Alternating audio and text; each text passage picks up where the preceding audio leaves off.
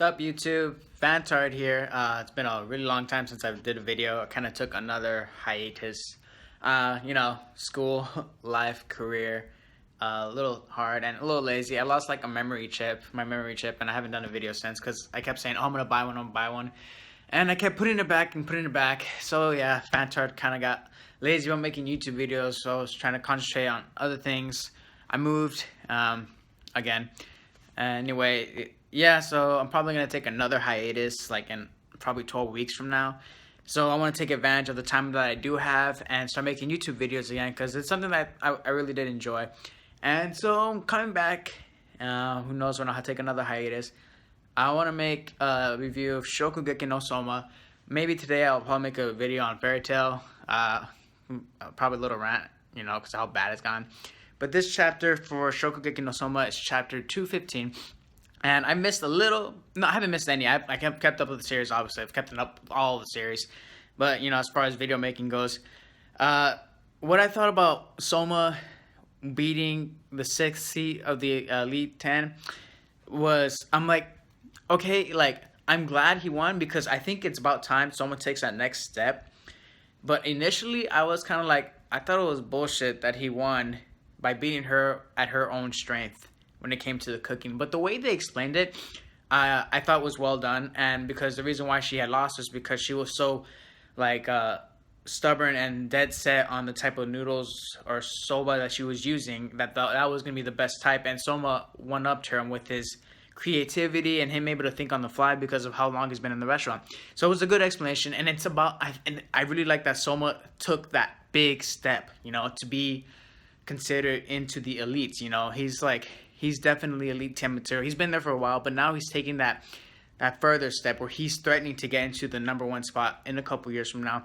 So to me, he's like 7-6, ranked 7-6. I don't think he's better than Ishiki because what we learned from those past chapters is that he's always lighthearted when it comes to his cooking. And when he gets down to it, he can probably be top 3, definitely top 4, top 5.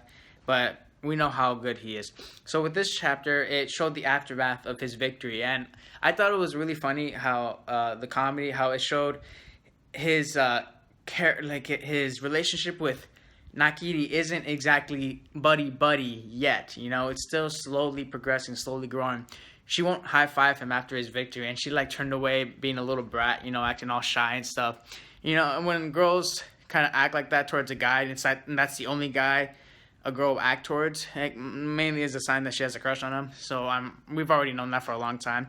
But yeah, slowly progression with his relationship with Nakiri. It's not all best friends but buddies all of a sudden, a complete turnaround. That is still growing, and that's what I like about the way the author is writing these characters and how their relationship continues to grow. So after that, you see Ishiki admiring Soma, and then the rest of it is his battle with Julio. And Julio, he's an Elite 10 and he shows why. And he looks like a really legit guy. And if he weren't facing Ishiki, he probably would have won against maybe the other top 8, top 10 Elite 10s. I don't know if he could beat Nakiri, but he's definitely showing to be up there. Because his dish is eel based, and apparently the main strength of his ingredient is tomato, and he gets all the freaking judges to strip down. And let me tell you something. I don't care if Ishiki wins in the next chapter, but that art, the animation, the drawing for his orgasm or his foodgasm for the judges was just hilarious. You have, in the past of Shokugeki no Soma, you've had Nakiri dressed up like a knight.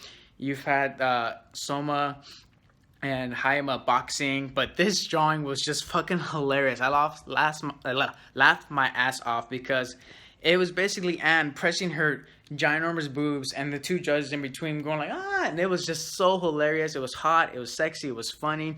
And then you see the judges oh, that was awesome. You made Anne's body really hot for a split second. And then she slaps the shit out of him. She's called sexual harassment. And she's talking to her boobs. That was hilarious. I laughed. I just lost it. If Ishiki wins, I don't care what art style it came up with for his victory. But that just like won me over for Julio's cooking. I'm like, Julio, you won in that section. I don't care what the author does for Ishiki. Maybe he one ups him. Somehow he figures a way out to come up with a better art style or better idea. But that was just fucking hilarious, man.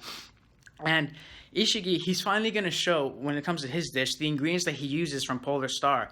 He's going to show all the hard work that he does with his vegetables, his fruit growings, because a lot of people don't take that seriously when he was out doing farm work. They always felt like, oh, you've always like relaxed when it came to cooking. You put more attention and you would ditch class to work on your farm, your farm food and all your Polar Star during your growing, your vegetables, your fruits. And now he's going to show the fruits of his labor, quote unquote. And I'm expecting Ishiki to wipe the floor with him. Maybe make it a little close for like suspense.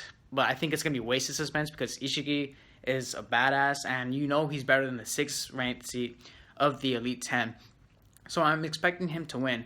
But here's the thing. I was not expecting the Central to possibly be down 2-0 in the first round, because that's huge. I honestly was expecting Soma to maybe lose because of what he was going up against with Soba, with freaking the Elite rank number 6, and I was not expecting him to necessarily win, but they explained it pretty well, and they gave a good reason for it.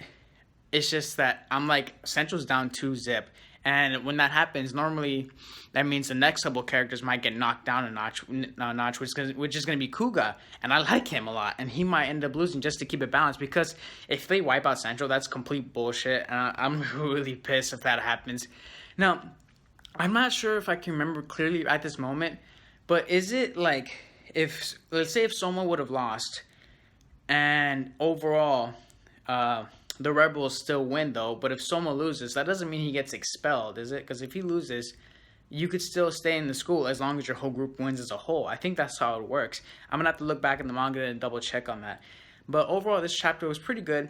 Can't wait to see how the next one goes. I'm glad that they explained Soma's fight, pretty well in the previous chapter. This chapter, I just lost it with that art style. And I'm expecting Ishiki to, go all hardcore on Julio, because he was, talking major shit in the previous chapters, and that kind of pissed off Ishiki, and he got all serious. And when he gets all serious, shit gets real. Well, give this chapter, give it a 4 out of 5 stars. I can't wait how the next one goes. And hopefully the fan chart will be a lot more consistent with his videos and not just disappear all of a sudden. Hope you guys like the review. Fan chart out. Bye.